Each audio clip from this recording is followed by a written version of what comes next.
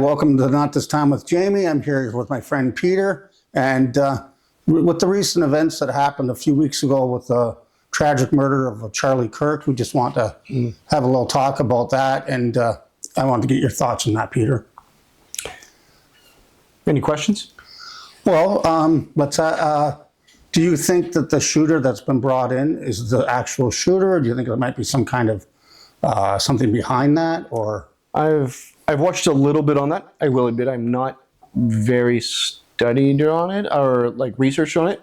But I ever watched. There was one guy who says it might be someone behind a plant in a picture that he was seeing as a former sniper, or at least the claim is that he is a former sniper, and he's looking up and seeing that there's a plant there that looks kind of like a bit of a person in maybe like some kind of ghillie suit of sorts, and then. And people are talking about how the blood came out of the graphic. Out of the front, they say damage doesn't happen on the entry, it happens on the exit. And so he wasn't shot in the front of the neck, if that's where the damage was. Right, and the problem with that is it was a 30-06, and that's going to do a lot more damage. You can bring down a moose with that.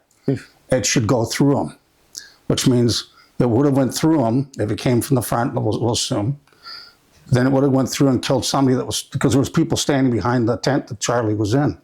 So it would have went through the tent and hit somebody else as well, because it would have went right through his neck. However, there's no way it could stop in his neck. But then, even if it hit bone. But that begs the question right there, though. If it went through the back, came out the front, right? Where did the bullet go? I actually haven't had anyone ask that question as far as. Well, it would have went off somewhere in the distance, but right now the main. The theory is that this Robinson, I believe his name was on the roof of one of the nearby buildings, and he shot him here, and that the bullet stayed inside Charlie's neck and never exited. Right.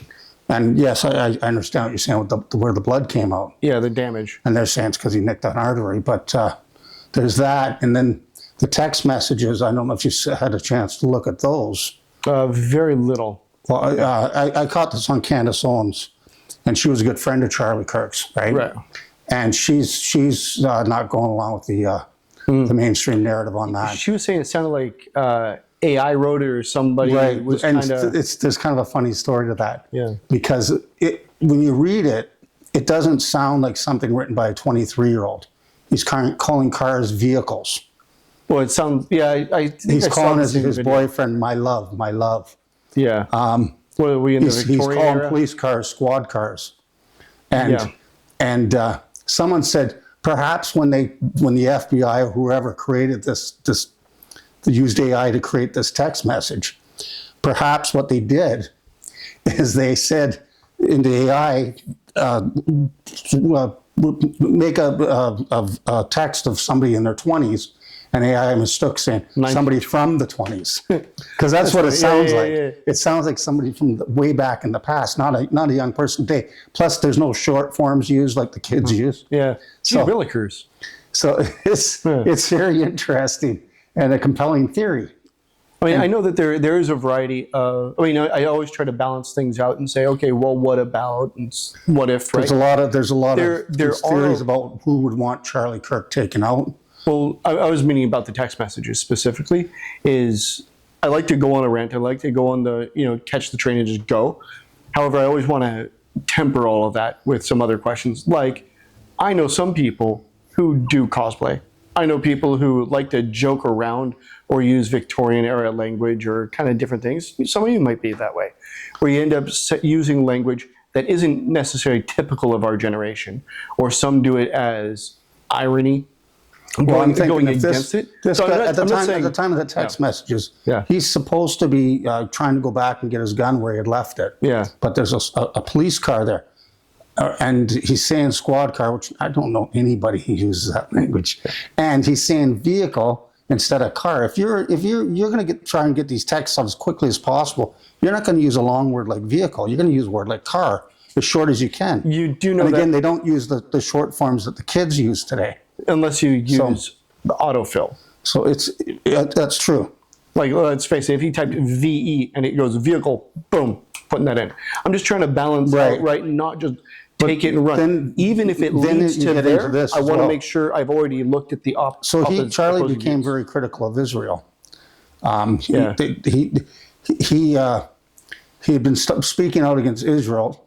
He's bringing Candace Owen back on his tours. He's going to bring Tucker Carlson on them, and they said they didn't want them because they're pro-Palestine in the war. Interesting. And so they were saying, no, you can't have them. He said, no, they're coming on my tour. And so they think that maybe someone else is behind it because of that stance that he was taking. And being a political figure, and Charlie had a lot of sway with young conservatives, so he could become a target. Yeah. There's a lot of different takes that people can take. There's a weird sentence, but a lot of takes that people can take. And yeah, it could be various different political views. It could legitimately just be someone angry about his views. They had one political view they heard. So I know of some people who have this view that Charlie was misogynist, racist, homophobic, all the icks right out there. And then you ask, well, why? And you can look those videos up as well, where people hate him, and then you look at it and go, oh, he's racist, and then you show all these different moments where he's doing very absurd things if he was a racist. And you go, well, that doesn't make any sense. But we forget about algorithm. Algorithm's going to feed you whatever he thinks you want. And so if he thinks, hey, you want to see anti-Charlie Kirk stuff, that's what he's serving up. That's what you're going to get. And it's a leftist point of view on that too. You could, from the leftist point of view, you can make anybody racist, sexist, homophobic that you want, right? And so that's why I just have to discount their viewpoint on that, because he really wasn't. Was he pro? I would say no, but he wasn't anti. Right. Which is a big difference. But sorry, the point that I was trying to make though was that it could be politically motivated, or it could also be that some kid out there watched a bunch of reels, got mad, and took it into his own hands. It is a possibility. I agree. I'm not putting forth anything here as my belief. Right, I'm just putting it out there. This is some of the theories that are out there right now. And Candace Owens is what's the word? She's a large figure. So I'm just putting that out there. It's an interesting theory to look at. I don't think we should just automatically accept who the FBI feeds us, like with the JFK assassination. I'm sure if that ever came out who really was behind that, you may have a revolution in the United States. I cried the day the moment I heard that he was dead. I didn't know he was dead. I just knew he was shot. Which one? Charlie Kirk. Okay. I was a baby when Kennedy got shot. Sorry, my bad. So anyways, I cried when I heard Charlie Kirk was dead, because I really liked the guy. He stood for a lot of good things, and it still makes me sad. Yeah. And on the flip side of that, though, I'm not by any stretch happy that he's gone or that he was assassinated. However, a lot of good has happened from it. Right. Tragedies can lead to good things. It doesn't mean they were good things in and of themselves. No, that's right. Right. And I know a lot of people said a lot of the vitriol that's been going out about Kirk's death has also led to good things in a really backwards kind of way. There's several people I've seen online say they were not interested in who Charlie Kirk was. They didn't know who he was. They hadn't watched any of his stuff. Algorithm wasn't feeding it to them. They didn't care. And then they saw, oh, someone assassinated him. So they looked and go, whoa, that's not good. Right. And then they scrolled further because they didn't care. They're kind of like, okay, another guy died. That really sucks. It's kind of bizarre circumstances. Really, how's that affect? Well, a lot of young people have actually been turned on to him because of his death that never watched him before. Well, it wasn't just that. Then the guy goes, okay, he died, whatever, and then he kept scrolling. But then he started watching all these videos of people who were really, really mad at him. He goes, why are they so angry about a guy who just got shot? And then he started looking into it, and then now he's a fan of Charlie Kirk. And then he listened to Charlie Kirk talk about the gospel. Charlie Kirk was big. He said, look, we're all sinners. We need Jesus. Go to church. Learn more. Study. If you got questions, look into them. Look into answers. And the guy goes, huh, interesting. And Charlie answered some people's questions. He goes, those were questions I had.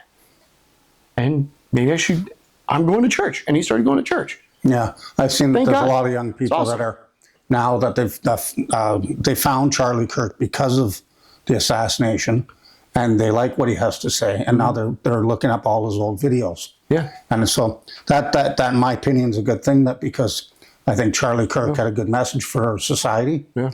And hopefully his legacy will carry on and inspire more people. Well, ironically, they found Charlie, and through Charlie, they found Jesus. That's awesome. Which is great. I mean, that's a great thing. That you can inspire people to do that. Yeah. Which was one thing that he said. They asked him, what do you want to be remembered for? He said, I want to be thought of, how did he say it?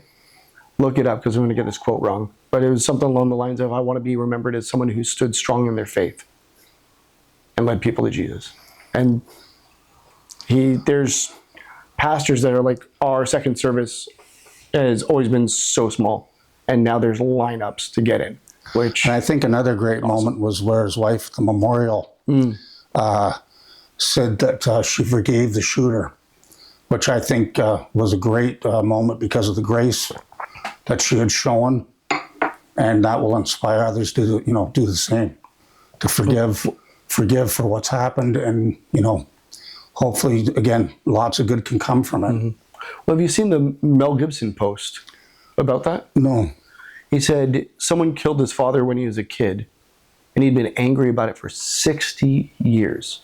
Now, I literally can't imagine that. I'm not 60 years old. But that's a horrible thing to have to hold in. And he said, watching her forgive that shooter, he said, for the first time in 60 years, I've been able to forgive and release that anger. 60 years. And that may have done to many others as well. Yeah. That were carrying a grudge about something. Yeah. And might have been less than, losing their spouse. Yeah. So. If she can do that, surely I can. Yeah. And the Jimmy Kimmel thing, I didn't think he said anything all that terribly bad about Charlie Kirk. He just said that it was, one of them, and just pertaining to a right-wing conservative that shot Charlie Kirk, and describing the shooter. And I don't think that was all that wrong. I believe he has every right to say. I even believe those people that are cheering Charlie Kirk, they have the right to feel and say whatever they want, right? That's their business to feel or feel that way and say the things they want, regardless if I don't agree with it. And that's the discussion that we have. And you say, okay, now let's discuss it and see where we I may find that a vile action, and I don't think they should lose their jobs or anything like that. They have the right to feel and say whatever they wish, as long as you don't slander somebody in the process, you don't threaten anyone, or you don't hurt anyone. Like, for example, saying fire in a crowded theater where people get trampled. As long as you don't break those rules, you can say whatever you want. If you want to hate a group of people, that's your business. As long as you don't take action, right? You have the right to think and say whatever you wish. And it's sad that they don't see Charlie. Hopefully, maybe they'll look into him and maybe change their minds about him. That's what I prayed for them. Yeah, and look into stuff. Don't always take exactly what you see at face value. I'm a big fan of looking into stuff and making sure that if I hear dissenting views or I purposely look for dissenting views of what I think and believe. If someone comes up to me and says, well, I think this, and I'm like, well, that's weird. I think Y. But I go look into what is this other thing, because maybe they've got some good points. I'm either one, or either way, I'm going to discuss and understand it better. And maybe I'll see some good points that I didn't think of earlier, and I might change my mind, or I'll be better informed and be able to bolster up my own view, knowing what the dissenting views are and that they're inaccurate. But either way, I win because I'm looking at getting closer to the truth, closer to understanding and closer to being able to stand on what I believe and think accurately and truthfully. So, Well, and if you listen to whatever their side is on any issue, that you may not agree with the opposition, but if you listen to what they have to say, that will help you build a better argument as well. yeah. Because then you know where they're coming from or what their viewpoints are. And it's important not to just listen to the opposing view, looking in order to find ammo against them. Oh no, that's Right? not my. Yeah, that's not I know, my but point. I'm It's hedging one that other in. thing you can do. Yeah, I'm just hedging that in. Well, that's what I was doing. some people. But that's what. Some people look at it going, well, I'm just going to listen to what they have to say so that I know what to say against. No. Listen to Well, what, no, the big thing is people Yeah. live in an echo chamber and they only listen to things that they like to hear, whether they like it or not. right? You know, as the Bible says about tickles their ears. Yeah. You got to look at the opposition's view and learn what they're thinking. Yeah. Yeah. And see whether anything holds weight. Because I don't think people are coming at anything from a perspective of being evil or bad. I think they believe what they believe honestly. And if it is, say, morally wrong or whatever, then we can learn what their thoughts are and figure out how to correct them. Well, yeah. And understanding, you don't know what you don't know. Right. So you got to look it up. You got to find out. And you could be dead wrong about something That's right. and not know it. And of course, you're not going to You may not know all the facts, even though you think you do. Yeah. And you don't know until you know that you don't know, Right. which is a scary thought to think. It's starting to sound like Dr. Seuss. But it really is important to understand that we don't know stuff and to approach things with humility. Right. Because, well, maybe this is for another time, but the Dunning-Kruger effect, if you don't know it, look it up. The idea that when we learn a little bit of something, our confidence That's dangerous. our confidence goes way up because we don't know that we don't know what we don't know. And so we think we know all of it. So the Dunning-Kruger effect, you go into it and be like, well, I heard that Charlie said racist stuff. And now I believe that person. I'm going to go with that person's view. Right. And then I hear something and you get that echo chamber and you just bolster. But then someone comes up to you and says, what racist stuff did he say? And you go, well, he said, well, maybe I don't know. And then you see other good stuff and you go back and forth. And eventually you realize that there's this outside of your own bubble, there's this information. And you realize, I don't know everything about this. And so if you look at the graph, I'm going to try to do it the right way here. If this is confidence, no, this is education on the topic. This is confidence. Your confidence goes way up at the beginning. And then you learn that you don't know much about it. And it goes way down. Then it grows at a healthy rate after that. Because now you're looking at it with eyes wide open, ears wide open, and looking for what you don't know as opposed to only thinking you know it all. Well, it's a good example of that is with Donald Trump. I've seen people go in the crowds of liberals at different protests, and, and they have signs that don't even make sense. And when queried about it, they don't have an answer. They just say, go look it up on Google, because they don't really know why they have this on their sign. They heard it from somebody. So I thought, hey, I'm going to put that up, even though they don't know what everything they don't like about Trump is what they've just heard. They've never looked into it for themselves. And that's the same way the reverse. There's people who love Trump. And then when you ask them, they say, well, that's not true, or this is true. They say, no, you're wrong, even though you know that you've seen, the item about it. You know that this is true. Yeah. And I call those people forever Trumpers. And they no matter what, they're going to believe everything's beautiful. I myself, there's things that he's done I like, and there's things he's done that I don't like. So I'm kind of taking both. I don't dislike him, and I don't love him. Yeah. Right. But I know there's people that just he's gold, and there's other people who he's mud. Yeah. And they won't look at the other side at all. I have a friend that wouldn't do that. It's important to look at Try both. to show him some videos, and he wouldn't look. Yeah. It's important. Do your research. Be open to things. Okay. There's times open up a separate account that you research stuff, so algorithm will send you the other stuff too. Because often if you open up an account and you research on that one account, it's going to be magnetic towards the stuff that's Right. similar. And so even if you try to research the dissenting view, you won't be able Even to like find a podcast, you got to go to several different ones. Yeah. Because if you only go to one side of any issue, you're not getting the whole story Yeah. ever. Yeah. Well, that's, I guess, all the time we have, Peter. All right. It was great talking to you again, and great having you here. We'll see you again. Peace.